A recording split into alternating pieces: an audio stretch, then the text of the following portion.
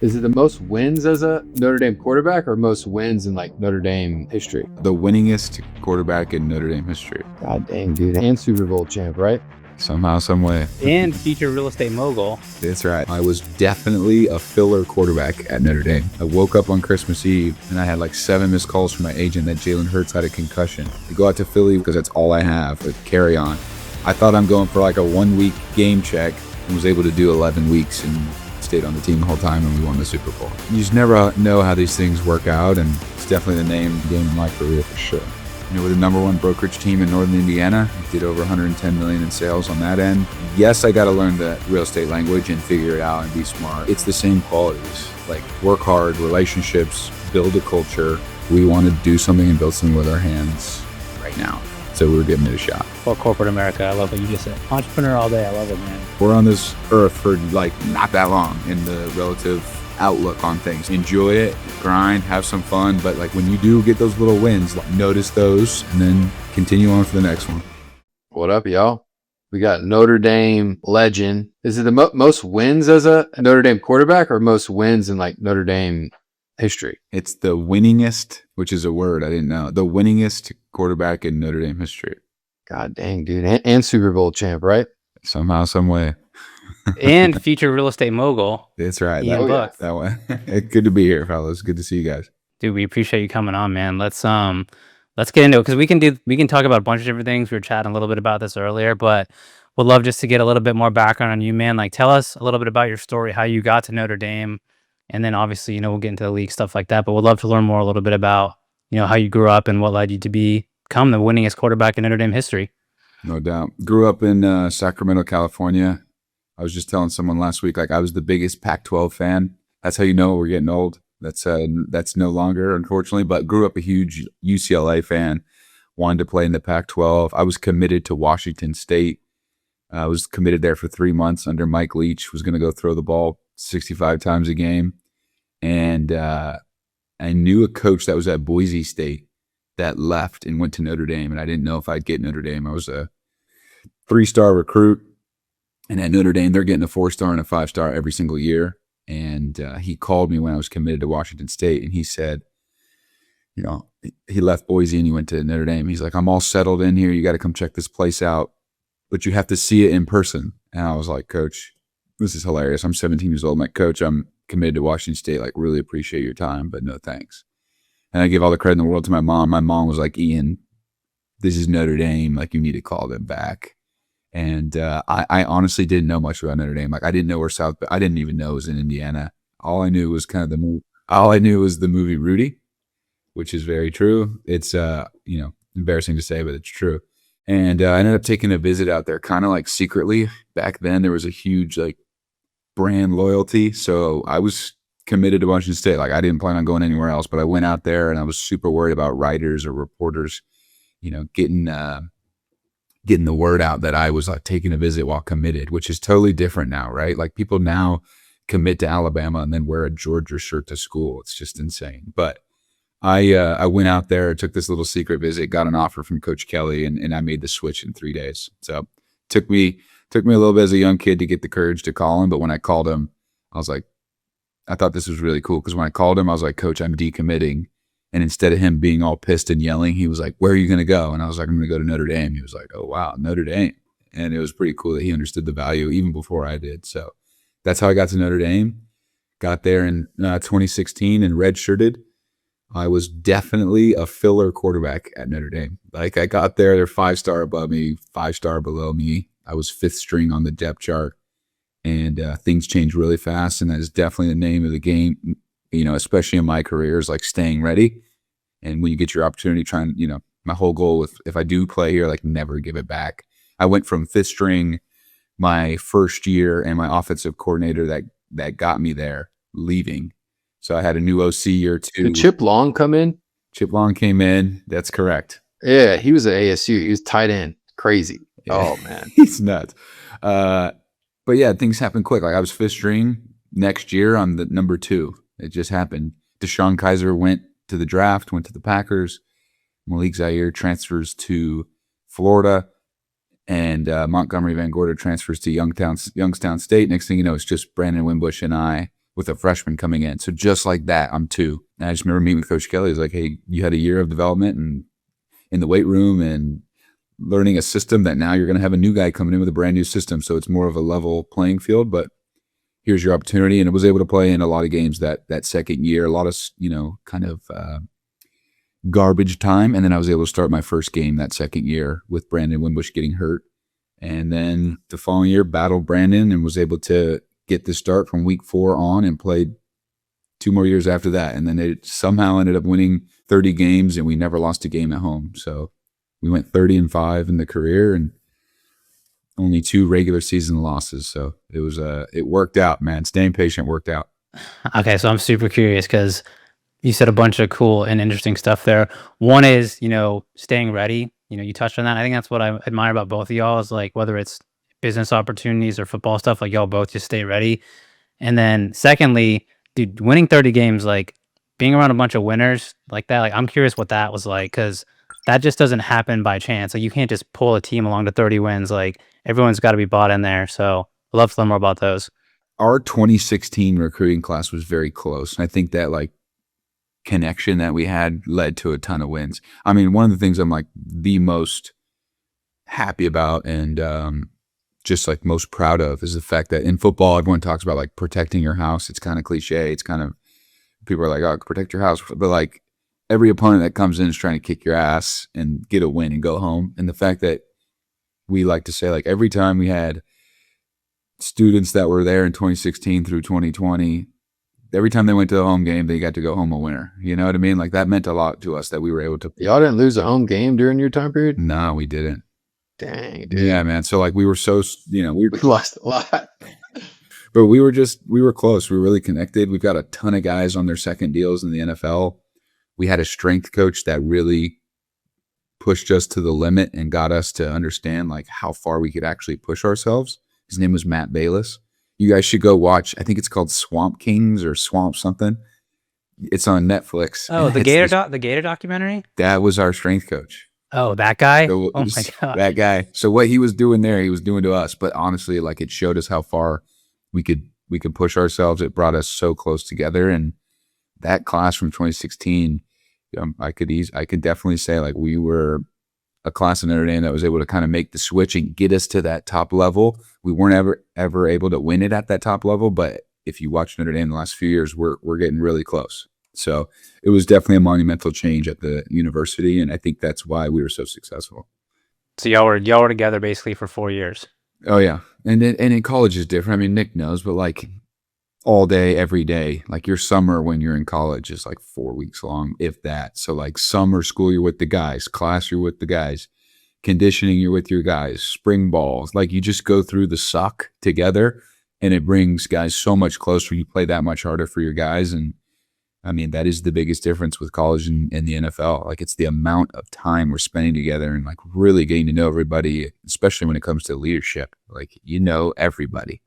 You guys didn't spend that much time together in the league? The league's a little different. I mean, you do, but it's definitely a little more check in, check out. I mean, Nick, would you disagree? But I would say it's different. But college landscape now is getting a little bit closer to what the NFL is like. But no, you're not going to class with the guy that you just got your ass kicked in workout with. There's a class after. So like you could be done with football.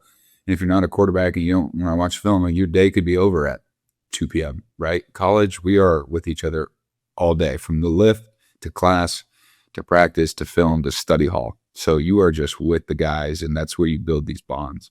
Yeah, Justin, it's like the intensity of the experience and the emotions in college, particularly in a very developmental time when you leave, high school or, your parents for the first time, and you get, at least I did, and I'm sure Notre Dame did as well. I mean, you get broken down and built back up, and the only people you have around you is the dude to the right, and left than you. And I think they really instill the program's values, in you and accountability. I mean, ours was like, character, smart, discipline, tough. Now we didn't have like the success that Notre Dame did, on the field, but me, personally, a lot of that was instilled in me and institutionalized, and the bonds that you make while experiencing, the highs of highs and the lows of lows. Those relationships last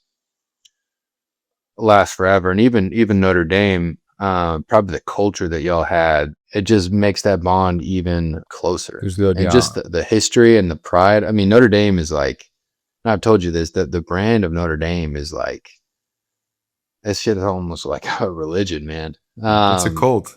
But I'm a Yeah, I mean it's no, it's good. it's another level though, man, Justin. I probably can't even relate to what Ian's talking about.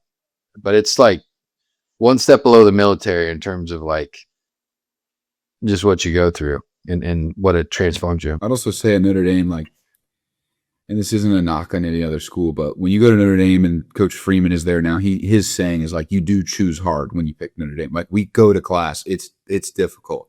Like, West Point or whatever. Like, there's everything the students are doing, we're doing, right? And we've got different time constraints. So I might not start my class project till 9 p.m. where everyone else was done at 2 and start. Like, we go to class. It's difficult. If you can get the degree, it's the best thing. It can serve you for your whole entire life. There's a network that is there to help you. I think it's the best. I mean, I don't know because I never played at other schools, but it's got to be top 3 in terms of network. And when you're there, they're like, lean into the network, lean into the network. You're 17 years old. You're like, I don't even know what that means.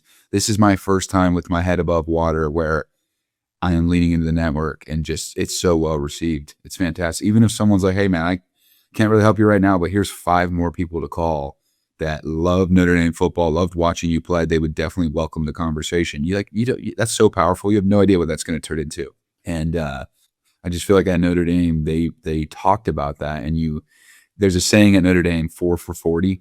They've now changed it to 4 for forever. It's like 4 years at Notre Dame for the 40 years for the rest of your life. Now they changed it to 4 years at Notre Dame forever. Like, just do it. Do the hard stuff. It's going to be difficult, and do it with your brothers. Like, do it with the guys that you're going to go play with and figure it out together. And when you do graduate and football does end for everybody and everyone thinks you're going to go play 10 years, the average time in the NFL is 2 or 2.5, and you get out and retire and you're like, I'm 26 or 27. What are you going to lean on, and what are you going to do now? Where did you build that base? Like, who are the people you know? And that's what's a little bit different now, a little bit scary with guys going to 5 different schools to chase the money. Like, what are they going to lean back on when it's over? I totally understand the money and going to these places, but I think it makes it a tough choice for some of these guys. It's definitely something I didn't have to deal with. I missed NIL by 6 months, a little bit of a sore subject, but maybe we'll look back and say, maybe in 20 years, we're going to look back and be like, dude, you played at a great time. Like, how much did you enjoy it? Now it's such a business. Like, look what these guys have to go through. Or maybe not, but maybe that's just my way of coping with it. I think what you're saying is 100% true. I think, like, I didn't even think about that, but it makes total sense, right? Like, if you're just bouncing around, it's like, I don't know, I equate it to like job hopping. Like, if I'm looking at someone's resume and they're there for a year and like they keep going place to place just for salary bump, it's like, one, how good are those relationships that they probably maybe even didn't cultivate, and like 2, like, what's their motivations at the end of the day? So I think sticking with something, at least as a business owner perspective, I like to see that long term. And we'll touch on this a little later, but I'm curious because you mentioned, like, at Notre Dame you choose hard.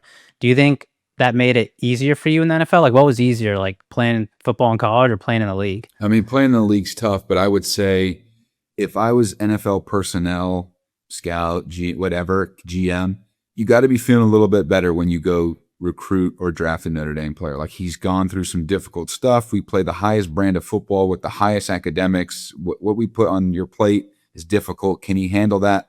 Maybe that gives you a little bit more reassurance of who this guy is coming into the draft process and stuff like that. Hard to say. I mean, were different aspects in college harder than the NFL? Sure. I mean, but the NFL is the best athletes in the world every single day. Every mistake in the NFL is magnified. Like, things that you can miss in college, you do in the NFL, and it's a pick 6 the other way. Like, it is the speed is different. Like, it is way harder. There's no question. But I would say in college, like, the time management piece and understanding you're not going to get to homework or do your things at 9 o'clock, and you got to go to class and daily participation, stuff like that. In the NFL, you've got more time on your hands. And I think what I did in college molded me to allow me to know that when I do have free time in the NFL, I'm going to study and do these other things that I've already kind of ingrained ingrained as habits, if that makes sense. Yeah, no, it does. And then you drafted by the Saints, correct? And then you bounced around a little bit. Yeah. Was drafted to the Saints at the end of the 4th round and did a year and some change there. And then I got claimed by the Eagles. And then we was on the Eagles the whole year, and we went to the Super Bowl against the Chiefs. Played the Chiefs in Arizona, and then we lost. Oh man, And then I ended that. up getting signed by the Chiefs after that next year. I was in camp with the Eagles. I got cut. I got signed by the Chiefs, which is so funny because then they just beat us. And then I joined the Chiefs for I think I was there for 8 months, and then got cut by the Chiefs and got picked up back by the Eagles. And then the Eagles played the Chiefs in New Orleans, where I used to play. So it was like a weird full circle moment. And in between that time, I was with the Patriots for 3 weeks, but I bounced around, but been on some awesome teams, great locker rooms. And then I just thought that was so cool. I was able to play in a Super Bowl where I used to play, where I was drafted in New Orleans against the Chiefs, who I used to play for back on the Eagles, who cut me and brought me back. It was just a weird, I knew everybody there. It was I was definitely an asset. It was fun. I was able to help out. And again, talk about staying ready. I was at the Notre Dame IU first home playoff game ever. I flew to Southern California for Christmas Eve. I woke up on Christmas Eve, and I had 7 missed calls from my agent that Jalen Hurts had a concussion. So they said, get to the first airport you can get out to Philly. I go out to Philly with a bag full of Notre Dame stuff because that's all I have, a carry-on. I thought I'm going for a 1-week game check, and was able to do 11 weeks and stayed on the team the whole time, and we won the Super Bowl. So it's you just never know how these things work out, and it's definitely the name and game of my career for sure. No, that's wild. I mean, yeah, even the teams you touched on, I got a million questions. I don't want to steal all the questions here, but you played for some amazing. What is that? Was Sean Payton still coaching the Saints? Yes, I got drafted by Sean, just a genius, just a offensive savant.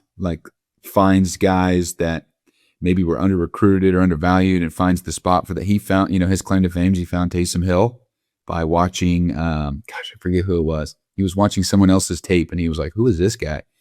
He's had the Swiss Army knife for the last 9 years. And then it was that first year that Drew Brees was gone. So that was obviously interesting, right? So it was a big battle with Jameis Winston and Taysom Hill. Then I get claimed by the Eagles, and I go over there with Nick Sirianni, who's a great coach with great energy. The offensive coordinator at the time was Shane Steichen, who went to my high school. We're both from Sacramento. So I've known Shane forever, and he was the OC. We went to the Super Bowl and lost. And I was like, man, you never, it's so hard to get to the Super Bowl, and then you just don't think you're going to get back. I go to the Chiefs, get to learn from Andy Reid, who, in my opinion, is I thought his whole attitude and approach was something, unique I've never seen. Kind of like the guy that sees everything but doesn't comment on it until you would do something and you'd be like, I don't even know if Coach Reid was watching. And then he'll catch you in the hall and be like, I really liked how you threw that like that. And I'm like, oh, he's thinking about everything, right? And I just love that. And I thought he was a brilliant offensive mind. I mean, he is known for getting backup quarterbacks to big contracts. So I was excited to be there and learn in that.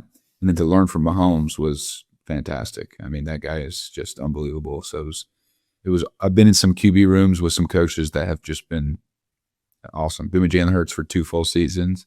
Longer than 2.5 years. And So was Kellen there when you were there? Kellen, yeah. More? When we won the Super Bowl, I was with Kellen for that time. Yeah. So I got to learn from him. He makes it easy. I loved Shane's system and Kellen's system. They very quarterback friendly, not too complicated, but also, diverse enough to confuse a defense. I've been lucky, man. I've been to some awesome teams. And we talked about connecting. That was the Eagles' number one thing that Sirianni talked about both 2 years I was there. It wasn't even some crazy message or statement. It was how do we differ ourselves from other teams? We're all good. He's like, I want you guys to like each other and hang out with each other. There was a basketball hoop in every single meeting room. Every time before the meeting started, he's going to pick a couple of guys. They're going to bet. We're going to have fun. We're going to shoot.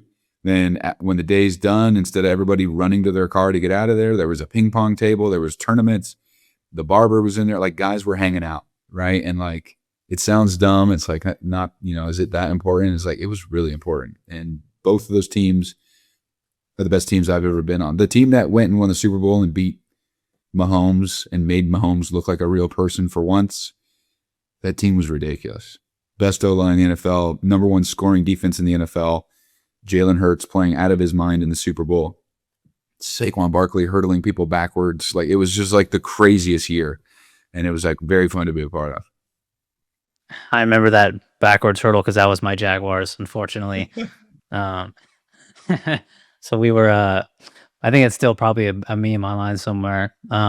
Dude, I mean, so I love what you just said about, like, everyone's good in the NFL. I think maybe we can transition this to business a little bit, because that's the thing too in business. Like, if you have a bunch of great people, you're gonna have a great business. But if y'all don't get along, like, you can have all the best pieces in the world. You can have the best quarterback, the best O-line, wide receivers, defense. But if y'all don't mesh and actually give a shit about each other, it's not gonna work. Yeah. And so, I'm also just curious too, if you learned anything or picked up anything, from your coaches, or just like Mahomes or Hurts or any other guys you played with, that you thought this is an outlier in their leadership ability, and this is what you're from your coaches that brought all these guys together, where it's like, damn, this is why we're different. The first thing that sticks out in my mind is Patrick Mahomes. Like, I didn't know who he was. I knew he was a great player. When I got signed there, he reached out to me personally and was like, hey, I got everyone coming to Dallas.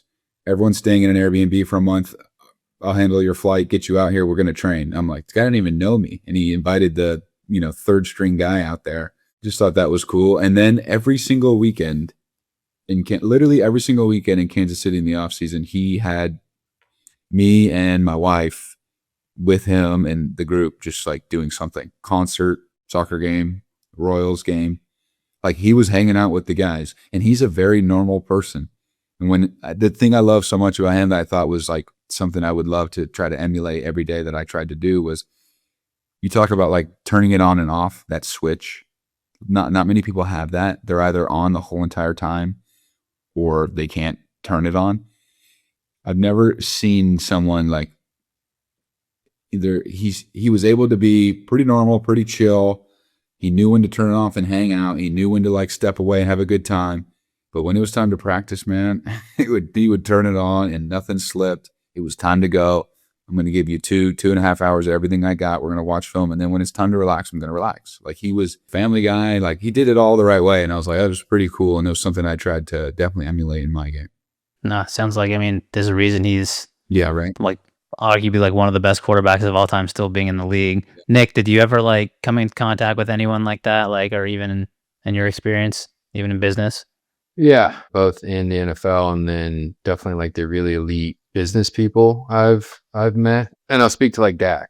Dak was somebody that I think he had a lot of and you can probably speak to this because some of the locker rooms I heard were like this. I was only in one, but Dak was somebody that one of the biggest brands, quarterbacks, whatever, in the league, paid a ton of money, but he would still spend the time to get to know everybody from the top down to the practice squad guy. Right.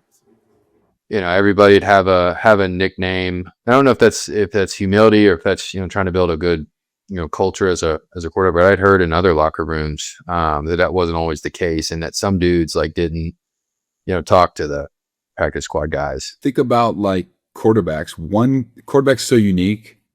One quarterback plays, right? 32 guys get an opportunity on Sundays. It's hard for a lot of QBs, especially when we've all been good. We were all in good college. Then we get to the same QB room. We're we're all just going to hang out where we're all battling for the same spot. It's pretty rare. But I got to Kansas City and all of us hung out. Me, Wentz, Chris Oladokin, and Mahomes would go golfing and then go play pool basketball. One guy plays. It is what it is. We're all going to be ready when we do get our shot, but we were all there to help each other out.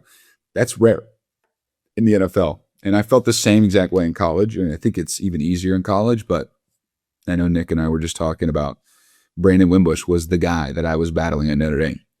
It was obvious. It was a quarterback battle. I just was with Brandon last week, spent 3 nights at his place in New York, and he was in my wedding. I could have easily hated him and he could have easily hated me. But we both knew it was very obvious that one guy's going to play and we're both here to make each other better and may the best man win. It is what it is, right? So it's rare. And Nick's right. I think I've only heard good things about Dak as well. So I imagine everything you're saying there is true. And then there's also Mr. Jones, and just seeing empire and the brand that he's built as a player. And the one thing that's so special about them, Justin, is like they make everybody feel like part of the family, like the fans, the sponsors, the team. Everything is like world class, and it's a premium, experience. And he's leveraged that to build all different types of businesses and other verticals that people have no idea about it. And another thing is like they've been able to like keep and retain talent for decades. And some of the most successful people that could be like Fortune 500 CEOs have stayed with the Cowboys because how they've treated them and how much autonomy they've given them to go do their thing and give the resources they need to be, successful. Particularly like when they were building AT&T Stadium, there was like no way the numbers were gonna pencil, and they came up with all these different creative ways to generate more revenue, and a lot of those were like, one of the guys there's like Chad Essa, he's been there like 20 years, and he was like, anytime that I needed something from Jerry, it was always a yes. And he told him I need like 20 people, I think it was like 50 people to be like ticket sales people. They're going to call up all of these fans, we're going to sell them on this seat licensing thing, because that's how they've made the numbers pencil. Is like nobody had done the seat license where you had to like buy the right to then buy the tickets. So they made that stuff. Yeah. So that they created that. And then they took that business model and then they kind of took it on the road, and they built something called Legends that turned into a multi-billion-dollar business, where a lot of it was, at first it was concessions. They partnered with the Yankees and Goldman, and then it evolved into like just this kind of outsourced hospitality I operator. think they work at Notre Dame. Yeah, I think they do. Yeah. Probably on the concession or hospitality or premium or, but yeah, no, they're huge. But just the brand that and just making money 365 days of the year, like it's just, they operate on another level, and that's why the Cowboys, like if they opened up to like the buyer pool on who could buy that thing, like there'd be some sovereign wealth fund that would pay like 25 billion, like legit. Probably only people that can afford them, bro, because they're probably the most value team in the, at least for football, for sure, right? No, ever. They do 500, 600 million in EBITDA. Like it's, that's like 50% margins, and teams will trade for 80 times EBITDA. So do the math on that. Oh man, that's insane. No, it's like literally the most in the universe, the most valuable sports, franchise. I mean, the culture though, like both of y'all just spoke on that. So have y'all read Made in America by Sam Walton? No. Founder of Walmart. I've listened to some stuff on it, but yeah. I'm reading his book right now. I'm like halfway through it, but like the main theme that I'm getting away is, one, the dude fucking works his ass off, but two, it's just like the culture, like the way he treated people. And like obviously what Walmart is today, but like you read his story and like his come up, and to me it's no surprise looking back when you read his words, especially hearing y'all talk about like why Notre Dame is Notre Dame, like how the Cowboys are the Cowboys. Like I think it really stems from just like the top and the culture. So maybe this could be a good transition to business, and like Ian, what y'all are building with your real estate, like you're working with your former teammates, and I'm assuming you're going to take all of your learning from football and applying it to your company. No question. Yeah, man. So last year I was training, doing the whole circuit, doing the whole vagabond quarterback life, figuring it out, was doing it here in Sacramento. And I knew my guys, I've got 4 former offensive linemen that started this real estate private equity group called Golden Legacy Partners back in South Bend. And they were like, we're looking for a, investor relations guy right now. You don't have a playbook to study. And they were like, maybe you meet with Marcus Freeman and see if if you move out here, will he let you train there? Because I told him I needed 1 more year to like give it a go. So I met with Freeman and I was like, hey, if I move out here, can I train and mentor the team in some way? And this speaks to the guy leading the ship at Notre Dame. Like he didn't even coach me. And we had like a 20-minute meeting that went like an hour and 10 minutes. And he was like, if you move here, you can please mentor the quarterbacks. I'll give you a locker. You can throw with any of the guys that are injured or developmental, getting ready for the next season. And mentor CJ Carr and Kenny Minchie in the biggest quarterback battle we've had probably in the last decade. And he let me into a sacred place, into a locker room that is very rare. And I moved there. And I would basically train there from like 6 to 9 every day, every morning. And then I'd go work with my 4 former linemen. Our headquarters are 2 minutes down the road by the stadium. and I'd learn the real estate playbook. And it was fantastic, man. We've done some awesome things in just over 2 years. I've been there for a year, actually April. So it's been a year for me. We do brokerage, we do management, we do investment. It's crazy. Like, we are football guys. 2 of us were able to do the real estate minor at Notre Dame, but me and a couple others we were too old. So it wasn't offered at that point. But with a bunch of football guys just learning and how to, figure it out with hard work and what we've learned through sports, we're the number 1 brokerage team in Northern Indiana, did over 110 million in sales on that end. On management, we manage over 400, I think just over 400 units all around Notre Dame's stadium. Great way to meet those people and take care of them and get to know them for, potentially on our investment side of the business. Those are all of Notre Dame's like most luxurious condos. And then in investments, we own and operate 4 multifamily assets, right? You could probably throw a football from the stadium to all of our assets. I'm gonna come buy those from you, man. What's that? You look Yeah, these up. that's I said, prime I'm gonna time. come buy these from you.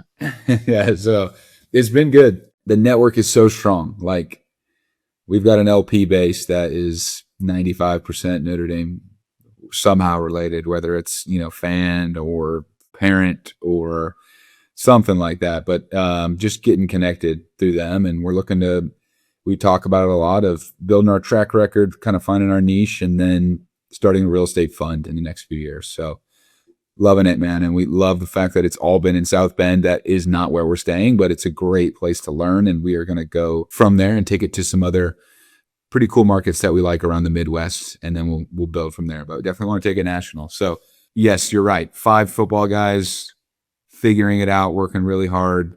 And I think in a year, like, I sure as hell don't know it all, but one thing I do know is, like, a lot of times football players kind of knock on themselves, and I did it myself. Like, I don't know what the business world's like. I don't know. Like, it's all the same stuff. And in a year, I feel like I've realized that, like, yes, I got to learn the real estate language and figure it out and be smart. But, like, it's the same qualities, like work hard, relationships, build a culture, and then you can be taught the other real estate things. And real estate, as all of you know, it's got a lot of jargon, got a lot of language that people love. I think it's hilarious. Like, my first real estate IMN conference was like my first week working, and we went up to Rhode Island, and I was like, what have I got myself into? People were like introducing themselves, and like in 2 seconds, they were talking about like a cap rate and a yield on cost. And I was like, oh, here we go. And you just learn it, and you get to know it, and you get to know that playbook. Like, that's my new playbook. But we all talked in the Notre Dame locker room about going to the NFL and making millions of dollars and starting a real estate empire.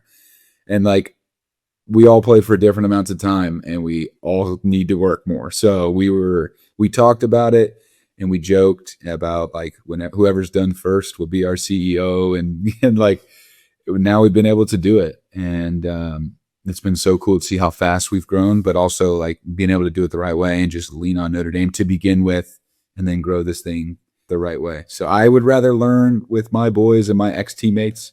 Like, none of us had that urge to, there's nothing wrong with this, but none of us wanted to go to the bottom of some massive company in New York and start from the bottom. We were like, we want to do something and build something with our hands right now. So this is the time to do it. So we were giving it a shot. No, dude, fuck corporate America. I love what you just said. No knock anyone out there, but entrepreneur all day. I love it, man. Well, dude, let's talk about. I mean, Nick, you should probably bless us with some wisdom here, because I'm not as knowledgeable as y'all about this. But just like, because we're doing this with our soccer team here, just like the real estate play around the sports.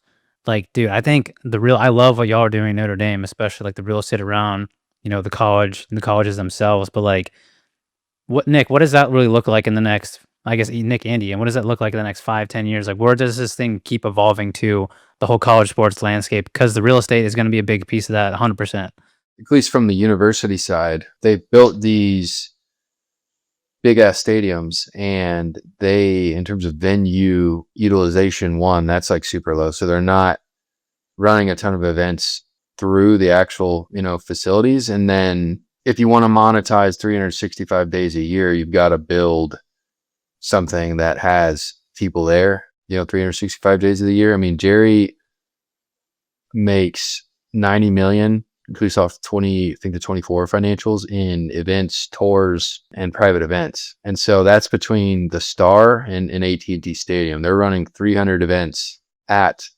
AT&T. So that's like concerts and stuff. There's guided tours, there's self-serve tours, there's tours of the facility at the Star. So they're making, $50 to $100 for people just to show up, and then they'll bring them to the other restaurant and retail around the Star. When they built the Star, they opened up more sponsorship inventory for Ford. They built, it's called 12. They did it with Roger Staubach. It's the highest rent in the state of Texas, I believe. It's like, at least a couple of years ago, it was like $4 a foot. It's about activating and creating an experience for an aggregating, the fan. And that's what like you're getting into, building that mixed use entertainment retail district. These teams are starting to diversify their revenue outside of media, and they're getting into the next level is like entertainment. So that's building entertainment business, concerts, tours, private events. And then they're now getting into real estate. And that's still super early innings. Like in pros and college, they're still 20 years behind. And the schools, a lot of them being public institutions, they have debt limitations. And so they need capital to go, build on some of this stuff. Now, what Ian's doing, in my opinion, like Notre Dame's going to be there for the next 500 years, and there's like a structural advantage of always having students on campus. I just think it's freaking smart, man. I haven't thought about it as much from his angle, but definitely from yours, Justin, as the owner. What real estate wise are you focused on right now, Justin, that is around the Jacksonville area? It's soccer.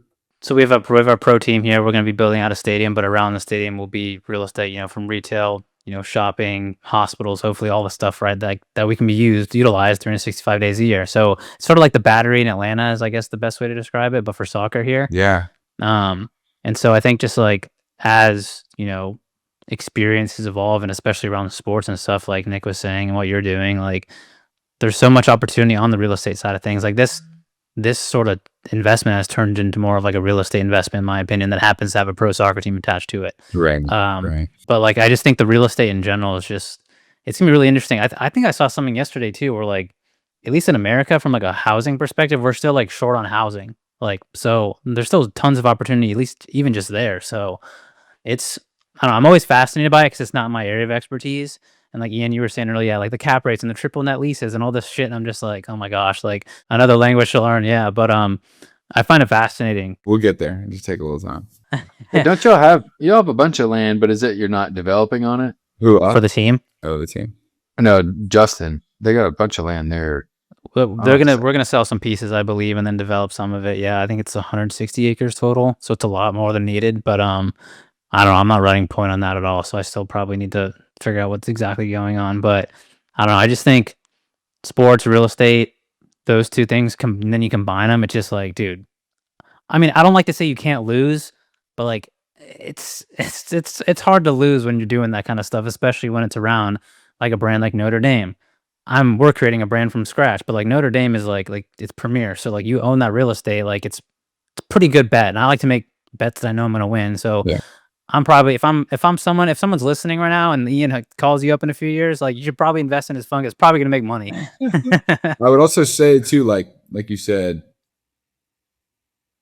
winning cures all. Like not winning in the investment. I'm thinking like football winning or sports winning. So what schools are those that are going to be there for a long time, that are essentially becoming bulletproof in this new college landscape because of winning and because of the way this thing is going? So yes, I believe Notre Dame is one of them. But if we go take this somewhere else, what school is that?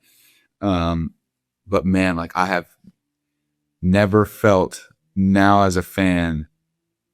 I've never understood so much now of like how much winning matters for South Bend and South Bend business and South Bend everything. It's about winning. No wonder people were pissed at us when we lost a few games. You know what I mean?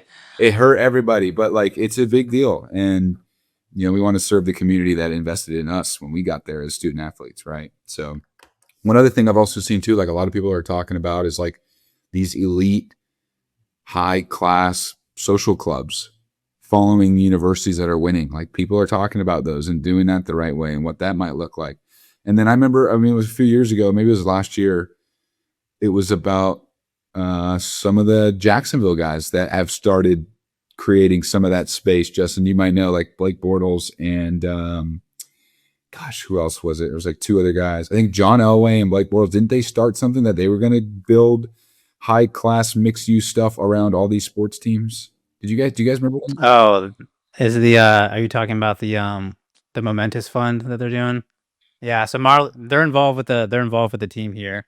But yeah, they're also going around to other avenues in sports for sure. I think Yeah. people are just realizing like we love sports here and and there are ways to monetize that, like he's talked about with Jerry's World, everywhere around it. But like sports are king here. And that's what we've done for so long. So how do we make that experience that much better, you know? It's crazy because like I think I saw like last week. I forget who. I don't know if it was Reggie Bush or someone else. I don't think it was Reggie Bush. I'm forgetting. It was another athlete. I think I saw they launched like a new sports fund. There's so much money pouring into this stuff now, and even like all the alternative leagues and stuff like that. I'm like, dude, because I think you all both know I want to buy the Jags one day. I'm like, dude, I got to make like 10 more businesses and sell them all if I even got a shot. It's getting insane, but I get it though because it's like the money's there, the opportunity's there. It's like the AI wave, but it's sports, and AI can't really change you guys going out in the field and kicking each other's ass like that. I don't think that's ever going to go away. So it's a sport. It's not going away. I mean, football is one of a kind. So are you like the biggest Jags fan out there? Like Jags history? Dude, yes. I wouldn't say that. I'm like the biggest. Honestly, I will say I've been like a bandwagoner because you just talked about winning. When we weren't good, like I just wouldn't pay attention. I was just like, I don't want to waste my time. I would rather work or do something productive because like to go out on Sunday and see like a crappy product, it's like to me, it's sort of a waste of time. But like when we were good, like I'm glued, yeah. But I'm a big fan. Growing up here, like I guess I was a season ticket. Like our family's been season ticket holders since day one. Like obviously, you want to see your home team win, and like we had a good year this year. I thought we had a really good shot, so I'm a big fan. But I have been a bandwagoner in the past. But I respect it's the like honesty. my god. I respect the honesty. It's like my god-sized goal to buy the team one day. So yeah, if you guys want to buy the Jags, like let's do it. That's awesome. I love it. I played the hottest game of my whole entire life in Jacksonville in August. I honestly didn't think I was going to make it. I really didn't. It was crazy. And I played in New Orleans, but this was different. It was like no wind that day. I had to change like my tights after pregame warmups because I was like, this is just. We played a preseason game there in Kansas City against the Jags in August. It was brutal. But It gets fucking hot here, man. I mean, hopefully they'll fix that with the new stadium we're building. But yeah, like come July, August time, like I sort of want to get out of here half the time because it's just like you walk outside and it's just you just start sweating and it's brutal sometimes. I want to wrap this up with similar like mindset stuff because I think Ian, like we're all homies here. Like I think you do things the right way. You're a good dude. Like if there's anyone out there like they might be struggling a little bit, they might be the third string quarterback, or they might be waiting on a promotion at work or something. Like, what do you tell that person to like stay ready? yeah, it's a good question. I think in this new age, we're aging ourselves here. It's brutal, but like staying patient is definitely a skill. And in this new landscape, like the moment you don't play, they're like, I'm out of there. Especially in this game of football, you have no idea what can happen in a year. Like it goes by quick, but it also in a game of football, you're even if you're third string, you're 2 plays away from getting on the field. Like that can happen so quick. Like staying patient, understanding that there is growth to be made, and finding a way to stay ready for the opportunity, and don't get lost and just think, well, I'll just kind of lock in for next year.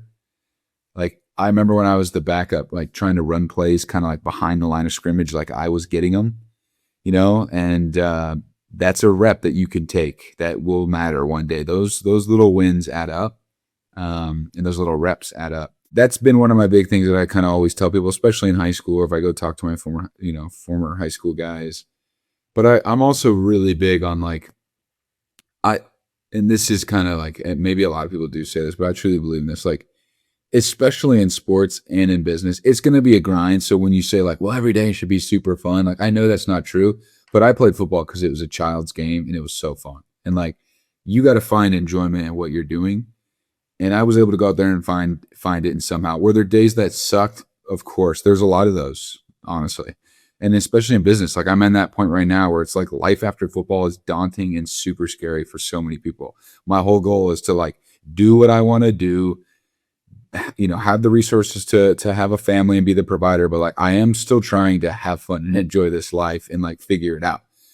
And while the days are hard, like building something with your buddies and having an end goal and getting into a meeting and raising money and like closing a deal, like those are the new wins now. So like enjoy those and have time to like smell the roses on the way. I'm big on enjoying the moment.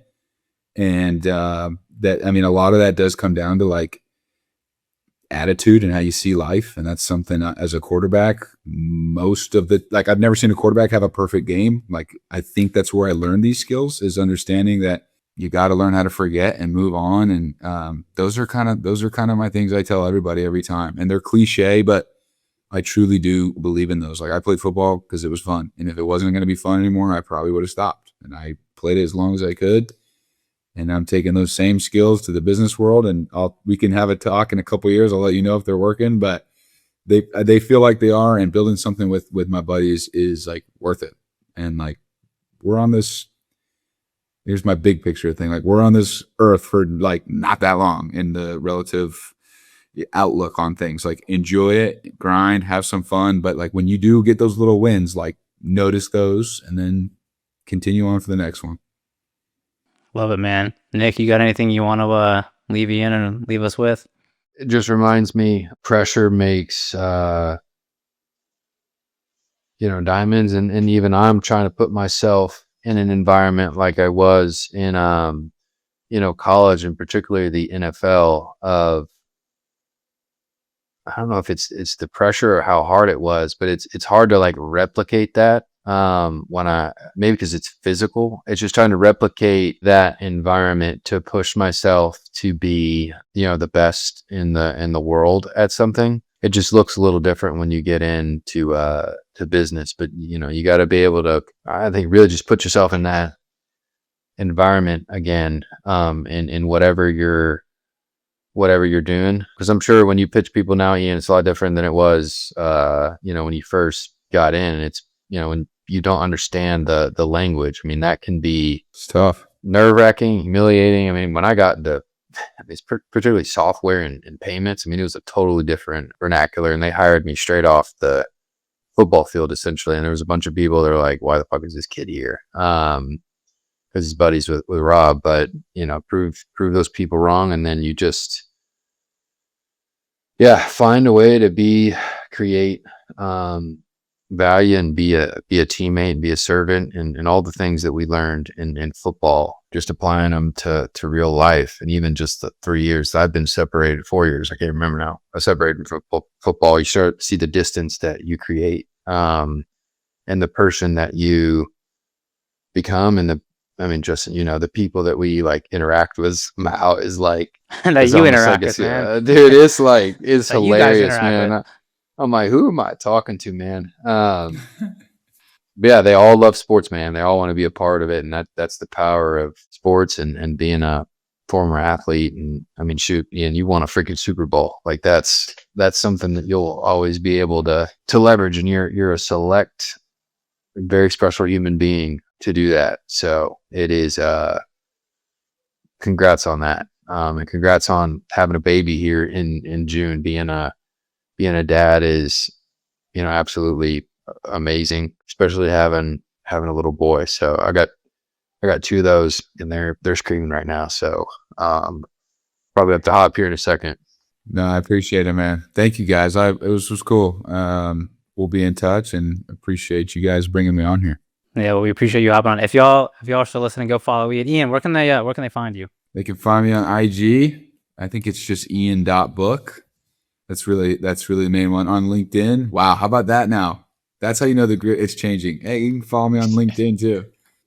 I don't even know. It's just Ian Book. You'll find it. But director of investor and alumni relations for Golden Legacy. So those are the ways to get a hold of me. Would welcome any conversation. Football, Notre Dame, or real estate for sure. Let's go. We all go hit Ian up. Right on. All right. That's a pod. Appreciate it, fellas.